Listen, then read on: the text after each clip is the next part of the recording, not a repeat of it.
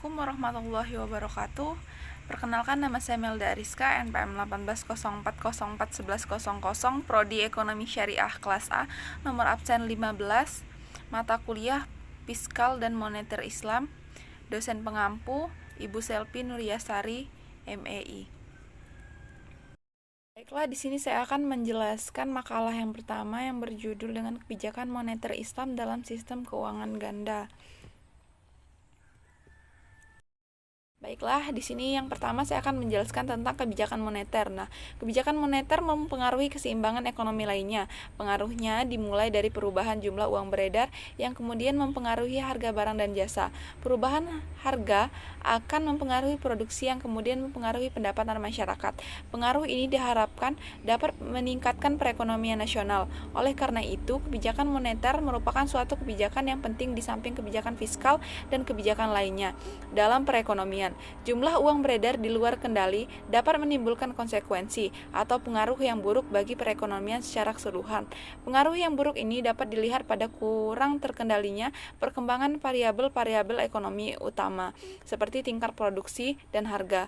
Peningkatan jumlah uang beredar yang berlebihan dapat mendorong peningkatan harga melebihi tingkat yang diharapkan sehingga akan mengganggu pertumbuhan ekonomi. Sebaliknya, peningkatan jumlah uang beredar yang sangat rendah akan menciptakan kelesuan ekonomi. Kondisi ini mendorong pemerintah atau otoritas moneter mengendalikan jumlah uang beredar dalam perekonomian. Kegiatan pengendalian jumlah uang beredar lazim disebut dengan kebijakan moneter. Baiklah, yang kedua ada perkembangan transmisi kebijakan moneter. Nah, proses terjadinya transmisi kebijakan moneter ditandai dengan terjadinya perubahan BI rate sampai pada mempengaruhi inflasi.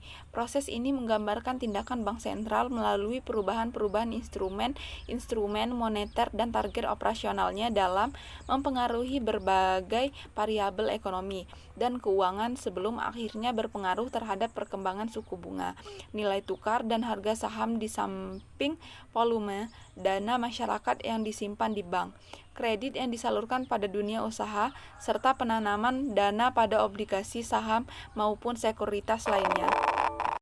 Sedangkan pada sektor real, kebijakan berpengaruh terhadap perkembangan konsumsi, investasi, ekspor, import, yang nantinya akan mencapai tujuan akhir inflasi. Bekerjanya transmisi kebijakan moneter yang dimulai dari perubahan kebijakan moneter sampai terjadinya efek terhadap kegiatan ekonomi yang memerlukan waktu yang cukup lama atau time lag. Selain itu, kondisi perbankan dan keuangan juga memiliki peranan yang sangat penting berjalannya transmisi kebijakan moneter ini.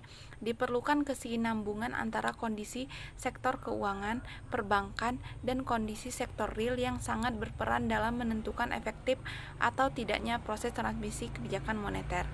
Dalam mengukur efisiensi transmisi kebijakan moneter pada perbankan konvensional menggunakan 4 variabel, yaitu yang pertama sertifikat Bank Indonesia, yang kedua pasar uang antar bank, yang ketiga total kredit yang diberikan perbankan konvensional, dan bunga kredit modal kerja, serta untuk melihat kesinambungannya dengan inflasi digunakan variabel indeks harga konsumen.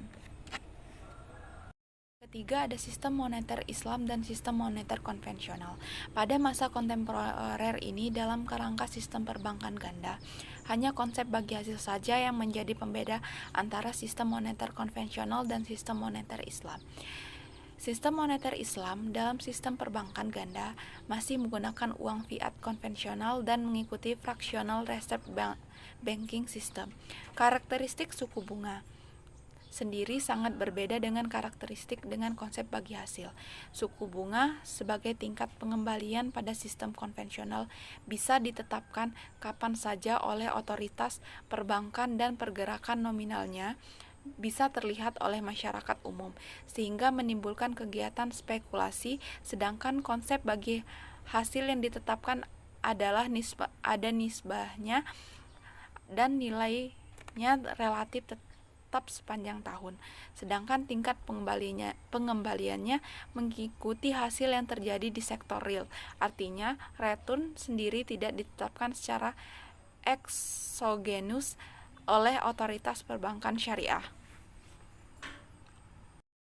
Perbedaan konsep suku bunga dan konsep bagi hasil.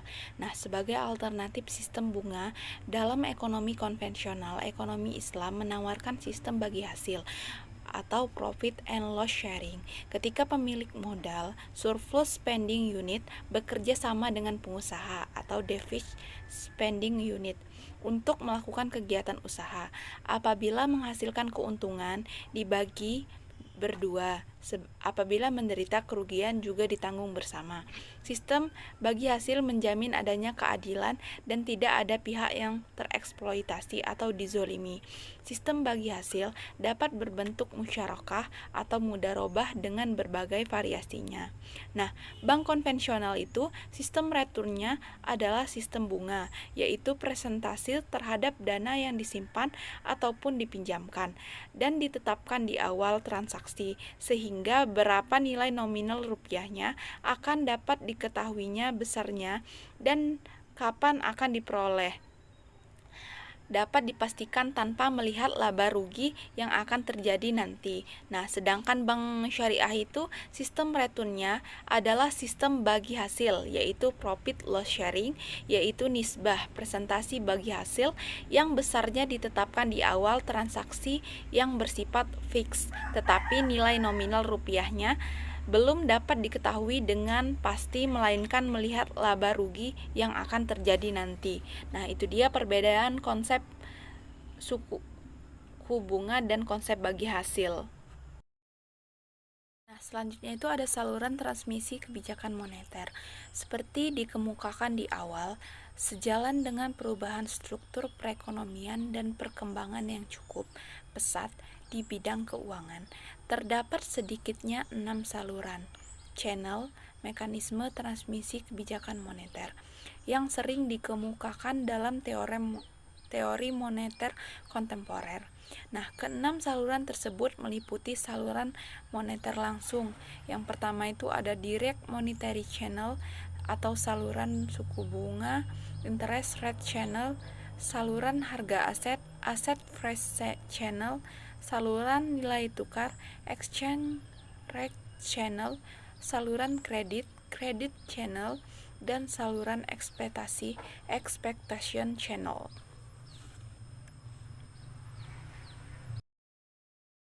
Pertama itu ada saluran langsung atau direct monetary channel.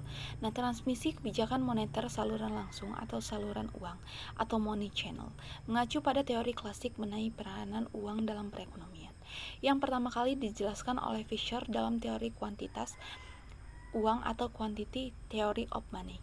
Pada dasarnya, teori ini menggambarkan kerangka yang jelas mengenai analisis hubungan langsung antara uang beredar dan harga yang dinyatakan dalam suatu persamaan yang populer. Dalam equilibrium, jumlah uang beredar yang digunakan dalam seluruh kegiatan transaksi ekonomi atau MP adalah sama dengan jumlah output nominal yang ditransaksikan dalam ekonomi. Teori kuantitas uang ini menekankan bahwa permintaan uang oleh masyarakat semata-mata adalah untuk keperluan transaksi. Dalam perkembangan pendekatan ini diperbaharui oleh Keynes yang menyatakan bahwa motif permintaan masyarakat akan uang adalah untuk keperluan transaksi, berjaga-jaga, dan spekulasi. Nah, yang kedua itu ada saluran suku bunga atau interest rate channel. Nah, lain dengan saluran langsung yang menekankan aspek kuantitas proses perputaran uang dalam perekonomian. Saluran suku bunga lebih menekankan pentingnya aspek harga di pasar keuangan terhadap berbagai aktivitas ekonomi di sektor real. Dalam kaitan ini, kebijakan moneter yang ditempuh bank sentral akan berpengaruh terhadap perkembangan berbagai suku bunga di sektor keuangan dan selanjutnya akan berpengaruh pada tingkat inflasi dan output real. Pada tahap pertama, operasi moneter bank sentral akan mempengaruhi suku bunga jangka pendek seperti suku bunga SBI dan bunga pasar uang antar bank PUAB. Nah, selanjutnya perubahan ini akan memberikan pengaruh pada suku bunga deposito yang ditawarkan bank ke para penabung dan pada suku bunga kredit yang dibebankan pada bank kepada para debiturnya. Nah, proses perubahan suku bunga bank ke masyarakat umumnya tidak berlangsung segera namun ada time lag, terutama karena kondisi internal bank dalam pengelolaan aset dan kewajibannya. Tahap berikutnya, transmisi suku bunga dari sektor keuangan ke sektor real akan tergantung pada pengaruhnya terhadap pengaruhnya terhadap pengaruhnya terhadap tergantung pengaruh terhadap permintaan konsumsi dan investasi. Pengaruh suku bunga terhadap konsumsi berkaitan erat dengan penanaman bunga sebagai komponen pendapatan masyarakat dari deposito atau income effect, dan bunga kredit sebagai sumber pembiayaan konsumsi substitution effect. Sementara itu, pengaruh suku bunga terhadap investasi terjadi karena bunga kredit merupakan komponen biaya atau cost of capital di samping yield obligasi dan dividen saham. Pengaruh perubahan suku bunga terhadap investasi dan konsumsi selanjutnya akan berdampak pada permintaan agregat yang pada gilirannya akan menentukan tingkat inflasi dan itu ada saluran kredit atau credit channel. Nah, pendekatan mekanisme transmisi kebijakan moneter melalui saluran kredit didasarkan pada asumsi bahwa tidak semua simpanan masyarakat dalam bentuk MI dan M2 disalurkan pada perbankan ke masyarakat dalam bentuk kredit. Nah, dengan kata lain, fungsi intermediasi perbankan tidak selalu berjalan sempurna, dalam arti bahwa kenaikan simpanan masyarakat tidak selalu diikuti dengan kenaikan secara proporsional kredit yang disalurkan ke masyarakat. Nah, yang lebih berpengaruh terhadap ekonomi real adalah kredit perbankan, bukan simpanan masyarakat. Tentang interaksi antara bank sentral perbankan itu ada saluran nilai tukar atau exchange rate channel. Pendekatan mekanisme transmisi moneter melalui saluran nilai tukar, sama seperti saluran suku bunga, menekankan pentingnya aspek perubahan harga aset finansial terhadap berbagai aktivitas perekonomian. Dalam kaitan ini, pentingnya saluran nilai tukar dalam transmisi kebijakan moneter terlihat pada pengaruh aset finansial dalam valuta asing yang berasal dari hubungan kegiatan ekonomi suatu negara dengan negara lain. Pengaruhnya bukan saja terjadi pada perubahan nilai tukar, tetapi juga pada aliran dana yang masuk dan keluar suatu negara seperti tercermin pada neraca pembayaran. Semakin terbuka ekonomi suatu negara yang disertai dengan sistem nilai tukar mengambang dan devisa bebas, semakin besar pula pengaruh nilai tukar dan aliran dana luar negeri terhadap perekonomian dalam negeri. Kelima itu ada saluran harga aset atau asset price channel. Perubahan harga aset baik finansial seperti obligasi dan saham maupun fisik seperti properti dan emas banyak dipengaruhi secara langsung oleh kebijakan moneter. Transmisi ini terjadi karena penanaman dana oleh para investor dalam portofolio investasinya pada umumnya tidak saja berupa simpanan di bank dan instrumen lain di pasar uang, tetapi juga dalam bentuk obligasi dan saham serta aset fisik. Perubahan suku bunga dan nilai tukar akan berpengaruh pada volume transaksi dan harga obligasi, saham, dan aset fisik tersebut. Selanjutnya, perubahan harga aset dimaksud pada gilirannya akan berdampak pada berbagai aktivitas di sektor real, seperti permintaan terhadap konsumsi baik karena perubahan kekayaan yang dimiliki wealth effect maupun karena perubahan tingkat pendapatan yang dikonsumsi akibat perubahan hasil penanaman aset finansial dan fisik, substitution and income effect. 6 itu ada saluran ekspektasi atau expectation channel. Dalam konteks kebijakan moneter, yang paling diperhatikan adalah ekspektasi inflasi oleh masyarakat. Teori ekspektasi berpendapat bahwa apabila masyarakat cukup rasional, mereka akan mengambil tindakan untuk mengantisipasi kemungkinan terjadinya inflasi. Tindakan tersebut adalah berupa pengurangan jumlah uang yang mereka pegang dengan membelanjakannya ke dalam bentuk barang-barang real, sehingga resiko kerugian memegang uang karena inflasi dapat dihindari. Ekspektasi masyarakat terhadap kenaikan harga pada gilirannya akan mendorong kenaikan tingkat suku bunga. Jika suku bunga meningkat lebih kecil dibandingkan dengan kenaikan harga, secara real rate of return atas aset finansial menurun dan penurunan tersebut akan mendorong orang mengalihkan kekayaan dari bentuk aset finansial ke bentuk aset real. Sekian materi yang dapat saya jelaskan, semoga bisa dipahami dan dimengerti.